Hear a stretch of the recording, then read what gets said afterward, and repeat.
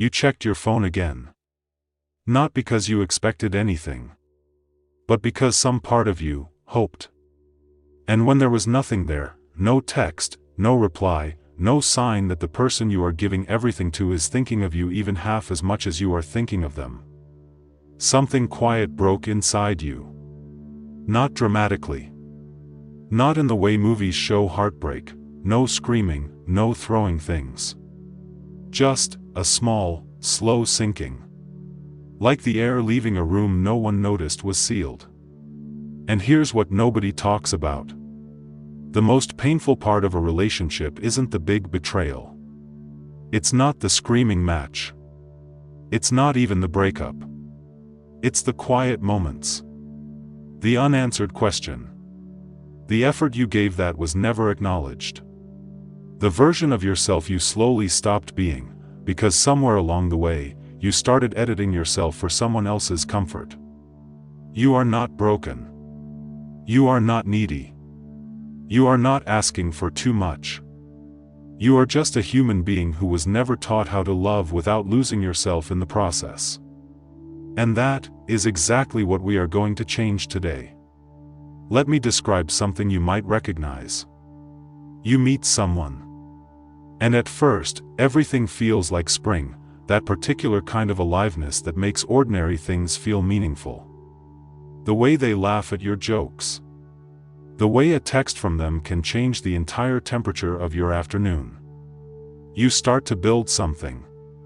Maybe it's casual at first. Maybe it's been years.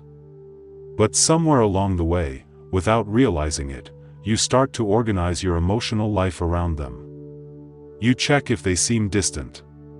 You replay conversations. You analyze their tone. Did I say something wrong?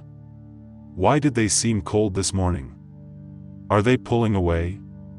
You become a detective inside your own relationship, investigating for evidence of love, searching for proof that the effort you are pouring in is landing somewhere. And here's the exhausting part. You are not doing this because you are insecure. You are doing this because you care. Deeply. Genuinely. With your whole chest. But caring without a framework, caring without wisdom, turns into something that quietly consumes you. Think about some of these moments. Maybe you will recognize one. Scenario 1, the unequal effort. You are the one who plans the dates. You are the one who reaches out first, almost always. You are the one who remembers their mother's birthday, their coworker drama, the name of their childhood dog. And you tell yourself, this is fine. I am a giver. This is just how I love. But late at night, in the moments you don't say out loud, you wonder. If I stopped reaching out, how long would it take them to notice? And the answer you are most afraid of is, a long time. Scenario 2, the emotionally unavailable partner. They are wonderful in so many ways. Funny. Smart. Warm when they want to be. But when you need something, when you try to have a real conversation about how you are feeling, there's this wall. They deflect. They minimize. They say, you are overthinking it before you have even finished your sentence. So over time, you stop bringing things up. You learn to need less. Or rather, you learn to perform needing less, while the unmet needs stack up somewhere inside like papers in an unopened drawer. Scenario 3, the attachment spiral. Maybe you are not even in a relationship yet. Maybe it's someone you have been dating. 3 months in, everything feels promising, but they haven't defined anything, and every time you get close to having the talk, something interrupts it. So you exist in this liminal space. Hoping. Waiting. Crafting texts with surgical precision so you seem interested but not desperate. Cool but not cold. Available but not too available. You are managing their perception of you 24 hours a day. And you are exhausted. Here's what all 3 of these scenarios have in common. You have handed someone else the remote control to your emotional life. And you did it without realizing it. Not because you are weak. Not because you don't know better. But because nobody ever sat you down and showed you a different way to love. The Stoics did. And what they found, in a world with no smartphones or dating apps, still cut straight to the heart of what's happening to you right now. Let's get honest about something that most relationship advice won't tell you. Relationships don't create suffering because the other person is bad. They create suffering because of the architecture of how we love. Here's the psychological truth. From the moment we are born, we wire ourselves around connection. The human nervous system is literally designed to seek closeness, to calibrate safety through other people's responses. When someone pulls away, your body reads it as danger. Not metaphorical danger, actual, physiological threat response. Your cortisol rises. Your thoughts accelerate. Your body goes into a kind of quiet emergency. This is called anxious attachment, and it doesn't mean something is wrong with you. It means you are human, and your biology is working exactly as designed. But here's where it becomes a problem. Most of us, without realizing it, develop what psychologists call an external locus of self-worth. In plain language, your sense of your own value becomes dependent on how others are responding to you. When they are warm, you feel worthy. When they are cold, you feel like something is wrong with you. When they text back quickly, you feel secure. When they go quiet, your whole interior world becomes unstable. You have essentially handed another person the controls to your self-esteem. And every time they move, however unconsciously, however unintentionally, you feel it like a tremor in your foundation. This is not a character flaw. This is a design that was never updated. Now enter the Stoics. Marcus Aurelius. Epictetus. Seneca. These weren't men who preached emotional numbness. That's the greatest misconception about Stoicism. Epictetus, who was literally born a slave, who had no control over the circumstances of his life, didn't teach people to stop feeling. He taught them to understand where feelings come from. He said this: "Men are disturbed not by the things that happen, but by the opinions about things." Meaning, your suffering is almost never caused by what someone actually did. It's caused by the meaning you attach to it. The text they didn't send didn't hurt you. Your interpretation, it means they don't care about me, that's what lit you up inside. The fact that they got quiet at dinner didn't devastate you. Your story, they are falling out of love with me, that's where the pain lives. And Marcus Aurelius, ruling an empire, dealing with betrayal and grief and loss on a scale most of us can't fathom, wrote to himself in his private journal: "You have power over your mind, not outside events. Realize this, and you will find strength. Not, suppress everything. Not, don't love. But, know where your power ends and begins." Because here's what the Stoics understood that modern relationship culture has almost entirely forgotten. You cannot control another person's feelings. You cannot control their choices.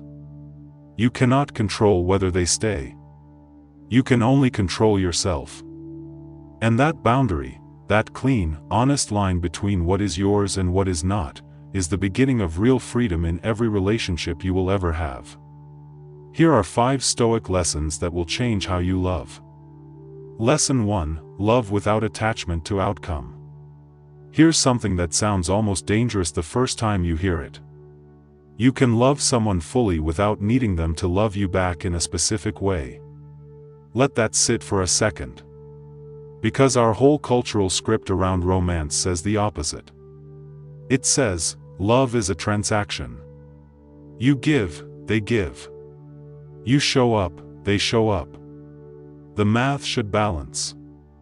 And when it doesn't, when you are giving and the return is inconsistent, or inadequate, or absent, you feel cheated. Because you made a deal, and they broke it. But here's what the Stoics would say. You never made a deal. You made an assumption. There's a metaphor I want you to hold on to. Imagine you are a gardener. You plant something with care. You water it. You give it sunlight. You tend to it every morning. Now, do you control whether it grows? Not entirely. You control the conditions you create. You control your effort, your attention, your skill. But the seed does what the seed does. The rain comes when it comes. The earth has its own disposition. If you define your worth as a gardener by whether every single seed blooms exactly as you envisioned, you will spend your entire life in grief. But if you can love the act of tending itself, if the care becomes its own completion, not a down payment on an expected return, you become someone who can love generously, freely, without the terror of loss always sitting in your chest. This is not indifference. This is mature love. The Stoic kind. Seneca wrote, "He who has made a fair compact with poverty is rich." The same principle applies to love. He, or she, who has made peace with loving freely, without demanding a specific return, is the richest person in any room. Because they love without chains. Lesson 2. Control your reactions, not their behavior. This is perhaps the Stoic lesson that cuts deepest in relationships. You will never, not once, not ever, be able to control what another person does.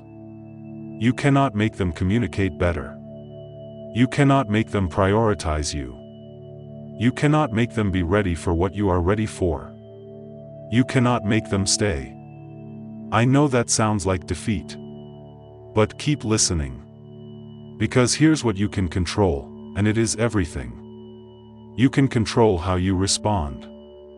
Not in a robotic, suppressed, pretending not to feel way. But in the way a skilled navigator controls a ship in a storm, not by stopping the storm, but by reading it, adjusting to it, and steering anyway. Here's a scenario.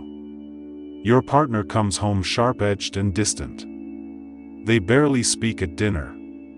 Something is clearly wrong, but they won't say what.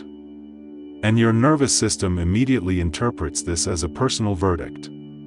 What did I do? Are they done with me? Should I push? Should I back off?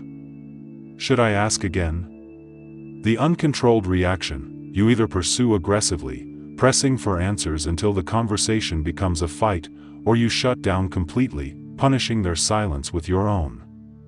Both responses? Generated from fear. And both make things worse. The Stoic response is different. It's not passive. It's not cold. It's a pause, a deliberate, practiced pause, in which you ask yourself, what is actually happening here? And what response will I be proud of in the morning? Epictetus taught his students something called the gap. The gap between stimulus and response. That tiny corridor of space between what happens to you and what you do about it. Most people live their entire emotional lives without ever finding that gap. The Stoic trains every day to find it, to widen it, to live inside it. Because in that gap, in that breath of space, is where your character lives. Not in what they did. In what you chose to do next. Lesson 3. See people clearly, not emotionally. One of the most quietly destructive things we do in relationships is build a character for the other person in our heads, and then fall in love with that character, instead of the actual human being standing in front of us. We call this idealization. And it happens fast, and it happens to the smartest people alive. You meet someone and something about them, their energy, their confidence, the specific way they make you feel when you are around them, hooks you. And you start writing them. You take the information they give you and fill in all the blanks with what you want to find there. Their mystery becomes depth. Their inconsistency becomes complexity. Their avoidance becomes brokenness that you alone can heal. You are not seeing them. You are seeing a projection, a beautifully curated story that your own longing wrote, displayed on the surface of a real person who may or may not resemble it. Marcus Aurelius, a man who dealt with senators, generals, enemies, and beloved friends who disappointed him repeatedly, practiced something he called the view from above.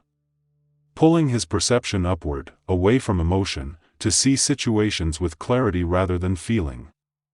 He wrote, "If someone is able to show me that what I think or do is not right, I will happily change." What he was practicing was the discipline of seeing what is actually true, not what he wished were true. Not what flattered him. Not what confirmed his prior beliefs. What is actually there. In relationships, this looks like this. Instead of asking, "Why don't they love me the way I need?" ask, "Do they have the capacity to love me the way I need?" Not the desire, the actual capacity. Because some people cannot give what they don't have. And no amount of patience, love, or waiting will change that. Seeing people clearly means accepting them as they actually are, not as their best day, not as their potential, not as the story you wrote about who they could be. As they are, right now, with the evidence currently in front of you. This is not cynicism. This is mercy, for them and for yourself. Lesson 4. Accept change and impermanence. Here is a truth that the modern relationship landscape makes almost impossible to sit with. Everything changes. Everyone changes. Nothing is guaranteed to stay.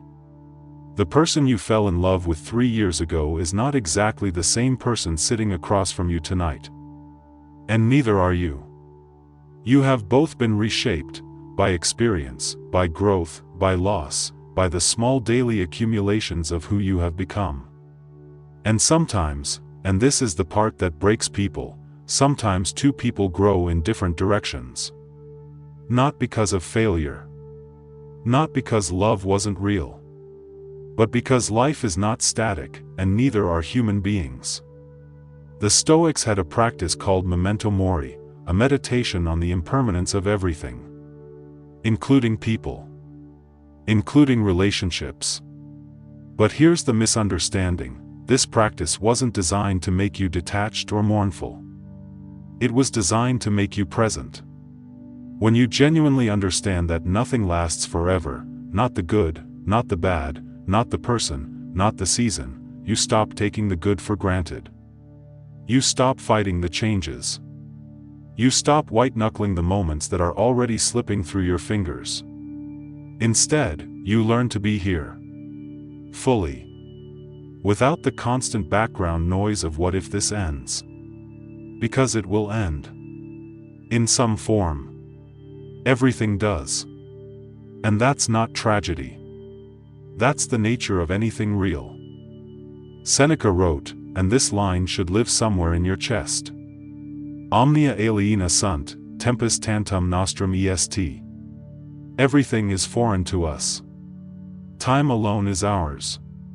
The love you give today, in this moment, fully and freely, that is yours. Whether it's returned. Whether it lasts. Whether it ends in 10 days or 10 decades. The love you gave was real. The time you were present was yours. No outcome can take that from you. Lesson 5. Maintain self-respect and inner stability. This may be the most important lesson of all, and the one most people learn the hardest way. Your relationship with yourself is the longest relationship of your life. Every other relationship, no matter how profound, no matter how consuming, no matter how real, is, in the end, a visitor. And here's the devastating truth about what happens when we forget that. We start to reshape ourselves to keep people. We get smaller. Quieter. We sand down the edges of our own personality because we have picked up, consciously or not, that this particular person is more comfortable when we are less. We stop saying what we actually think. We tolerate behavior we would never advise a friend to tolerate. We negotiate our own boundaries down to nothing, not because we were forced to, but because somewhere along the way, we confused love with accommodation. And slowly, quietly, the person we were when we entered the relationship starts to disappear. The Stoics called this inner citadel. The self that no external force can touch. Not because it's armored or defended, but because it is deeply, deliberately known. Epictetus, who was enslaved, who had his leg broken by his owner, who had no freedom in the external world, said this: "No man is free who is not master of himself." He was talking about something his enslaver could never touch. His interior. His values. His self-respect. And in the context of relationships, in the context of modern love and all its complexity and confusion and beautiful mess, this principle means one thing. You bring yourself into the relationship. All of yourself. And you do not leave yourself at the door in exchange for someone else's comfort. Boundaries are not walls. They are not punishment. They are the language of self-respect. And the most loving thing you can do, for your partner, and for yourself, is to be honest about what you need, what you will not accept, and what you stand for. Even when that honesty is uncomfortable. Even when it risks the relationship. Because a relationship that only survives when you are edited is not a relationship. It's a performance. And you were not built for a performance. Let me share a story that shows this Stoic approach to relationship. Her name was Dana. His name was Marcus. They would been together for 4 years, the kind of 4 years that contained entire lifetimes. First apartment together. A dog they named after a jazz musician. A shared language of inside jokes and half-finished sentences and the kind of comfort that comes from really, truly knowing someone. But somewhere around year 3, something shifted. Not dramatically. Not with a door slamming or a revelation at midnight. It shifted the way seasons do, so gradually you don't notice until you look up and realize the light is completely different from what it used to be. Marcus had gotten a promotion. A big one. The kind he would work toward for a decade. And he threw himself into it the way people do when they have been hungry for something for a very long time. Late nights. Early mornings.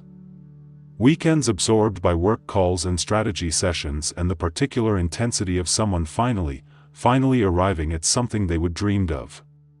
And Dana waited.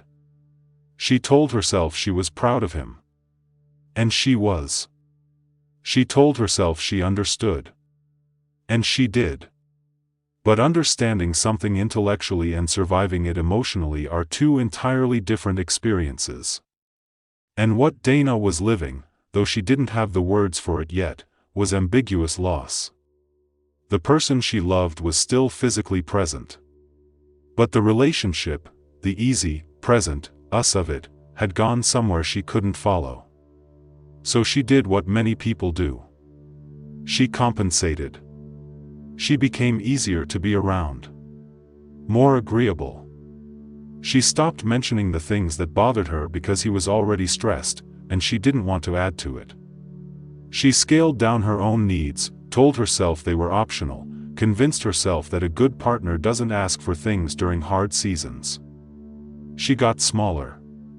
And Marcus, consumed, genuinely overwhelmed, not malicious in the slightest, didn't notice.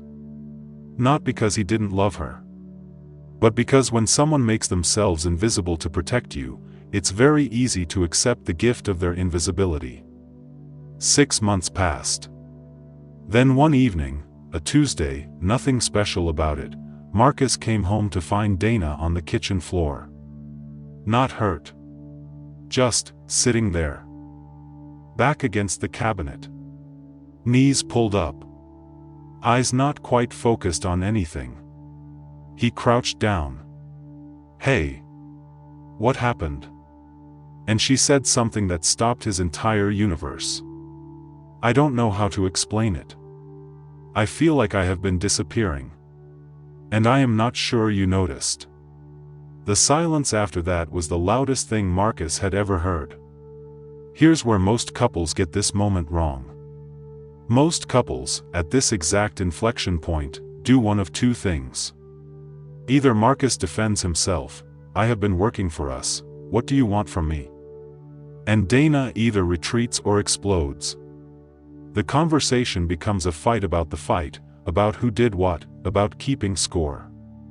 Or Marcus overcorrects with guilt, "I am so sorry, I am terrible, I have ruined everything," which transfers the emotional labor back onto Dana, who now has to manage his guilt instead of her own pain.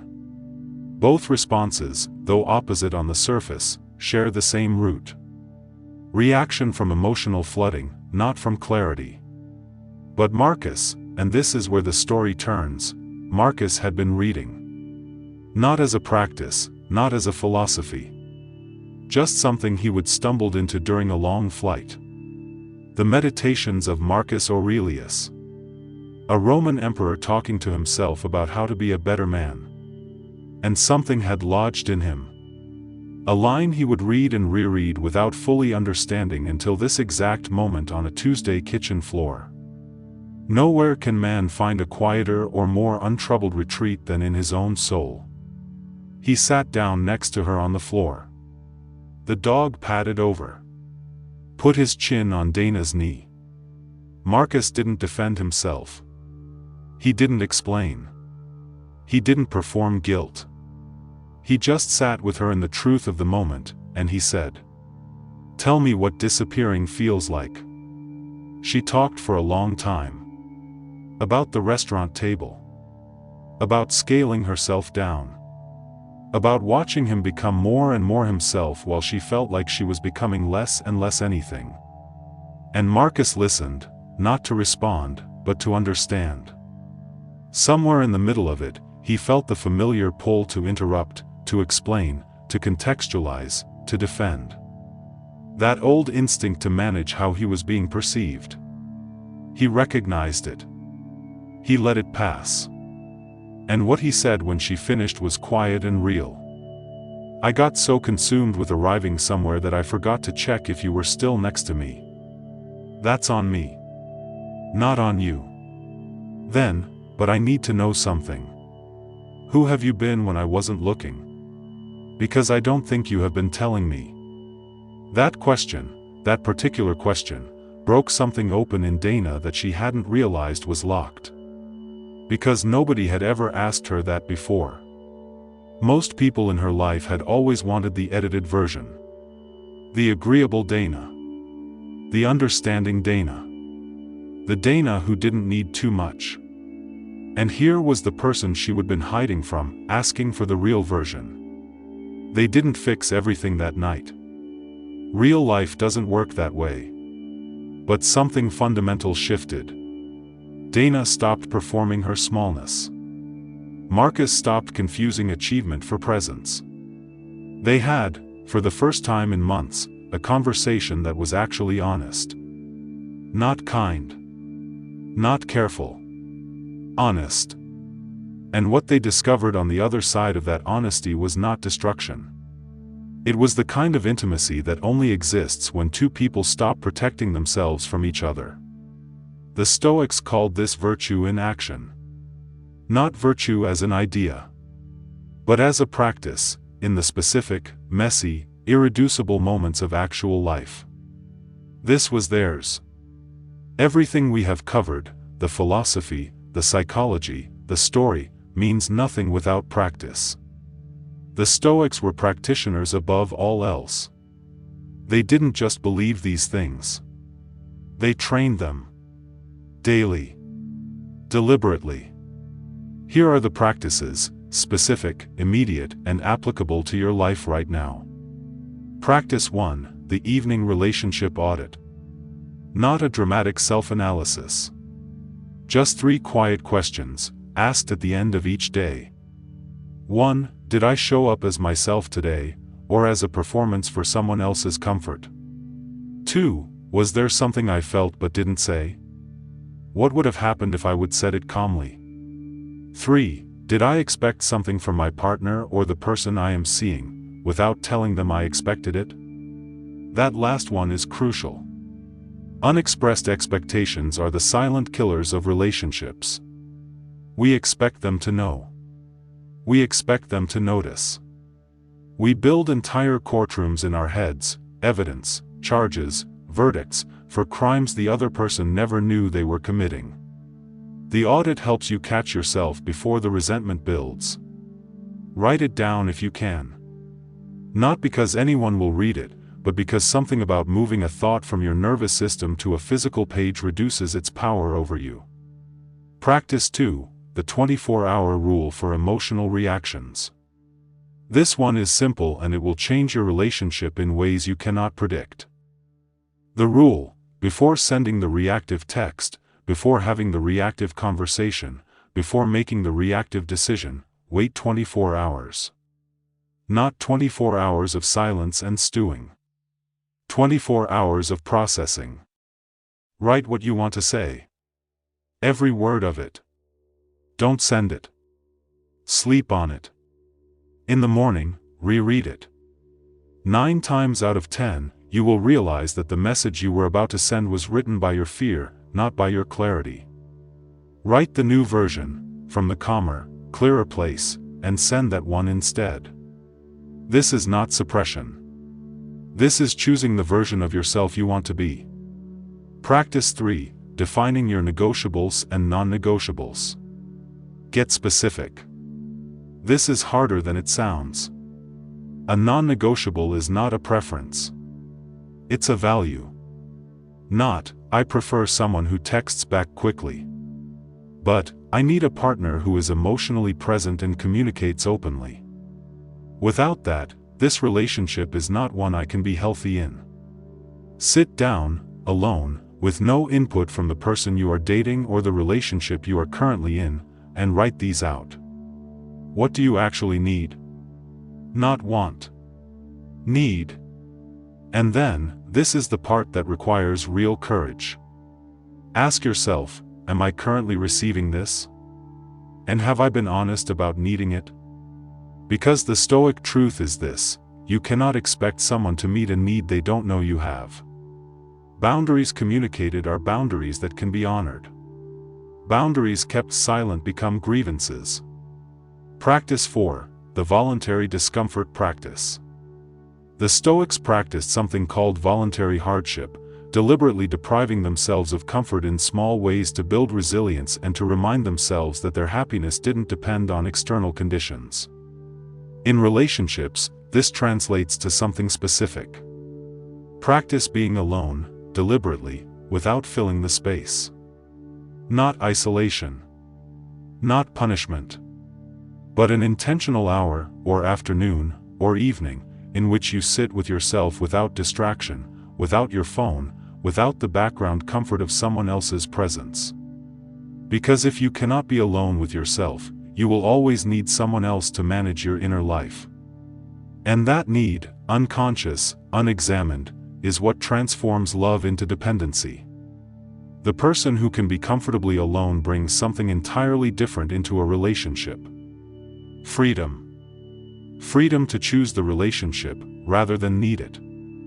And a chosen relationship, one entered not from fear of aloneness but from genuine desire for connection, is an entirely different and more beautiful thing. Practice 5, speak to be understood, not to win. The Stoic principle of logos, rational speech, the words that illuminate, applied to your next difficult conversation. Before you say the thing that's been sitting inside you, ask yourself, am I saying this to release pressure from myself, or to actually communicate something true? There's a difference. Releasing pressure sounds like, you never make time for me. You always put everything else first. Actual communication sounds like, when you canceled last week without an explanation, I felt like I wasn't a priority. I need to understand where I stand. Same feeling. Entirely different outcome. One is a verdict. One is an invitation. The Stoics believe that the way you speak shapes the way you think. And the way you think shapes the reality you live inside. Speak with precision. With care. Not to protect yourself from being honest, but to be honest in a way that lands. I want to talk to you about 2 different ways to love. Not better or worse, just 2 different architectures. 2 different internal structures. The first is what most people do. They love from lack. They love because they need. They need reassurance, validation, the specific safety that comes from having someone reliably present, reliably choosing them. And so their love is shadowed, always, by the fear of its disappearance. Every conflict feels existential. Every silence feels like a verdict. Every change in the relationship feels like the beginning of an ending. This is not weakness. This is not failure. This is what love looks like when it hasn't yet been met by wisdom. The second way is different. It's love from wholeness. It's love that exists not because you need someone to complete you, but because you are already complete, and you have chosen to share that completeness with someone who moves you. This love doesn't grasp. It doesn't monitor. It doesn't keep score. It's not without feeling, it's full of feeling. But the feeling flows outward rather than demanding inward. The person who loves from wholeness can be hurt without being destroyed. Can be disappointed without being undone. Can be left without losing themselves. Because they were never contingent on the other person to begin with. Marcus Aurelius wrote, in his private journal, to himself, "You have power over your mind, not outside events." And I want to build on that, because I think what he was really describing was a kind of emotional architecture, a foundation so steady, so deeply known, that no external turbulence can reach its core. Not indifference. Not distance. Stability. The stability that lets you love fully, wildly, even, without losing the thread back to yourself. Here's what that looks like in practice. It looks like someone who can say, "I love you and I am not afraid of losing you," not because they don't care, but because they have built something inside themselves that doesn't depend on the other person for its survival. It looks like someone who can hear hard feedback from their partner without collapsing or getting defensive, because their sense of self isn't riding on being right. It looks like someone who can let a relationship end, even a real, profound, deeply meaningful one, and grieve it honestly, and then continue. Not because love was small. Because they are large enough to contain the loss. And here's the thing about peace. Peace is not the absence of feeling. It's not the absence of love. It's not the absence of pain. Peace is the presence of something unshakable underneath all of those things. The Stoics called it eudaimonia, flourishing. Not happiness in the modern shallow sense, but deep, rooted, character-based well-being that weathers every season. Seneca described it as carrying your home with you, not a physical home, but the interior home of your values, your principles, your relationship with yourself. He is a wise man who does not grieve for the things which he has not, but rejoices for those which he has. In relationships, this means: stop auditing what the relationship is not giving you for a moment. What is it giving you, right now? Who are you becoming inside this relationship? Is it a version of yourself you respect? Are you more honest in this relationship? More courageous? More present? Or are you more anxious? More diminished? More edited? Because that, not the other person's behavior, not the outcome, not whether they stay or go, is the Stoic measure of a relationship's worth. Who are you becoming within it? Let me say something directly to you. If you are in a relationship right now where you feel perpetually unseen, where you are always the one reaching, always the one accommodating, always the one scaling yourself down to fit someone else's capacity, the Stoic path is not patience. It is not waiting. It is not trying harder. The Stoic path is honesty. About what you are experiencing. To the person you are with, and to yourself. And if that honesty leads to a difficult conversation, have it. And if that conversation leads to an ending, let it end.